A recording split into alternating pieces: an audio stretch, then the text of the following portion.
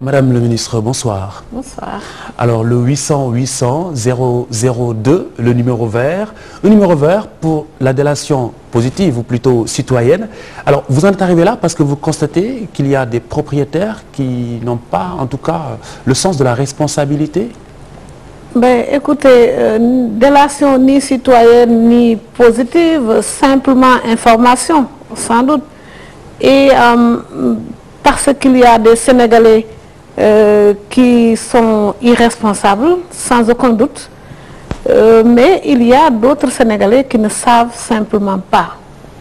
Et nous avons mis ce numéro-là justement pour nous rapprocher des populations et pour leur permettre d'avoir un interlocuteur qui soit plus proche d'eux, qui soit plus facile d'accès. Il ne s'agira pas de se déplacer, de demander où se trouve le service de l'urbanisme ou le service de la construction, oui, ou l'inspection générale des bâtiments. À 18h tout à l'heure, ils étaient à une 50aine d'appels de tout le territoire national. Et bien évidemment, c'est un instrument que nous donnons dans notre stratégie d'information et de sensibilisation sur un secteur qui mobilise beaucoup de ressources, qui mobilise beaucoup de travailleurs, oui, et qui impacte bien évidemment les personnes et les biens dans notre pays. Très bien. Alors, quelle est à présent la démarche qui suit après un appel? Ben, écoutez, les appels arrivent, il faut déjà les orienter parce que tous les appels ne sont pas forcément relatifs à des désordres comme des risques d'effondrement ou de bâtiments menacés en ruine. Il peut s'agir simplement d'un problème d'occupation du sol. À ce moment-là, nous orientons vers le service approprié qui se trouve être l'un de nos services. En tout état de cause, nous prenons les informations et l'inspection se déplace pour faire le point, pour faire l'état des lieux. Et en fonction du résultat de la démarche, nous saisissons, nous faisons rapport et ce rapport-là permet de saisir le représentant de l'État à la personne du préfet et du sous-préfet ou du sous-préfet. Je rappelle que nous travaillons en milieu urbain mais aussi en milieu rural, où ces autorités-là exercent et ce sont ces autorités-là qui saisissent ou le maire ou le président du conseil rural.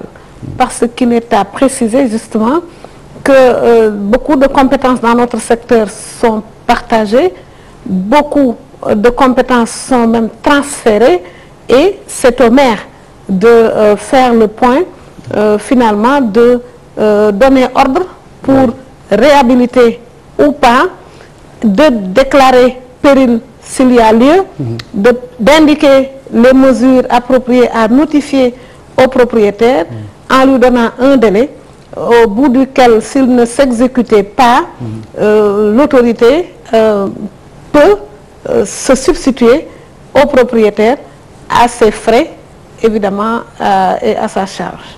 Justement, qu'est-ce qui est prévu ou y a-t-il quelque chose de prévu pour le propriétaire qui accepte volontiers qu'on détruise son bien? Bon, écoutez, nous, s'il arrivait à l'autorité municipale ou rurale de décider de la démolition d'un bien sur suggestion ou sur rapport des services appropriés, bien évidemment, le travail sera fait à la charge du propriétaire. Nous ne prévoyons rien pour ça, parce que nous considérons que ça n'est pas notre rôle, ça n'est pas notre responsabilité. Je pense que si toutes les constructions se font dans les normes, et nous allons travailler à créer les conditions de cela. Si toutes les constructions se font dans les normes, on n'aura pas ces risques d'effondrement qui mettent en péril la vie des personnes ou le bien d'autrui. En vérité, nous avons pensé, je pense, que c'est parce que toutes les prescriptions des différents codes de l'urbanisme et de la construction ne sont pas respectées que certains résultats désagréables sont constatés sur le terrain, que certains désagréments se produisent, qu'on a des désordres dans la construction, et il est temps que le recours à l'architecte, le recours au bureau de contrôle, la convocation de l'assurance dans le secteur, toutes dispositions comprises dans le code soient effectivement respectées pour qu'on évite de voir des immeubles en construction s'effondrer et en tout état de cause pour que les bâtiments menaçant en ruine aussi soient, disons, réhabilités ou démolis. Donc c'est bien clair et bien ferme, il n'y aura de toute façon pas du tout d'indemnisation. On n'indemnise pas dans ces cas-là. Dans quel cas est-ce qu'on peut envisager une indemnisation? Mais écoutez, si ça c'est pas dans le secteur de la construction qu'on envisagerait d'indemniser. Par contre, si quelqu'un bénéficie d'un titre de propriété et que suite à une déclaration d'utilité publique, ce titre-là, on le lui prend, évidemment, on lui doit indemnisation et les dispositions existent pour le faire. Très bien. Alors, la mesure, c'est clair et préventive, mais c'est un peu en aval. Et en amont, quelles sont les mesures que vous avez prises ou que vous envisagez pour ne pas justement en arriver à devoir détruire les bâtiments? C'est tout le sens de la campagne que nous ouvrons là, de sensibilisation et d'information. Parce que nous nous disons qu'il y a plusieurs acteurs dans le secteur. Nous avons l'État, nous-mêmes, nous avons les collectivités locales, nous avons les populations. Et bien entendu, il s'agit pour nous de faire en sorte que chacun, disons, joue sa partition. Quand j'ai parlé des populations, j'ai parlé aussi, ou en tout cas j'ai englobé leurs élus, donc les institutions dont elles se sont dotées. Et bien évidemment, il s'agit que chacun joue sa partition. Nous ferons notre travail en allant vers les gens, parce que je dis que quelquefois c'est de l'irresponsabilité, d'autres fois c'est de l'ignorance. Et nous devons travailler à montrer le chemin, à donner, à dire quelles sont les opportunités. Nous avons décidé d'aller sur l'ensemble du territoire national à travers des comités régionaux de développement pour vulgariser nos positions. Les documents dont on parle, il faut bien qu'on les partage avec les populations.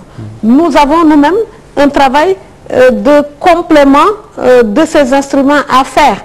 Et nous avons pensé qu'il fallait avoir, par exemple, un laboratoire qui permet de mesurer, disons, la résistance et d'analyser les matériaux qui entrent dans le cadre de la construction. Parce qu'il n'est pas dit que tous les fers que nous voyons, que tous les ciments que nous voyons, que tous les bétons que nous voyons sont adaptés à la production de logements solides, durables.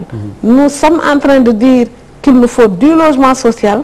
Ce logement social-là, ça n'est pas parce qu'il est social qu'il devra être inconfortable ou non durable, etc. Donc, il y a de la norme et de la qualité à injecter dans le secteur et nous donnons les moyens, en tout cas intellectuels et humains, de le faire. Alors, Madame la Ministre, dernière question. Pour ne pas charger justement ces opérateurs qui reçoivent les appels, qui peut concrètement appeler le 800 800 002? Toutes les personnes qui soupçonnent des désordres. Parce qu'il m'est resté l'image de ce monsieur quand il y a eu l'effondrement de l'immeuble de Wakam.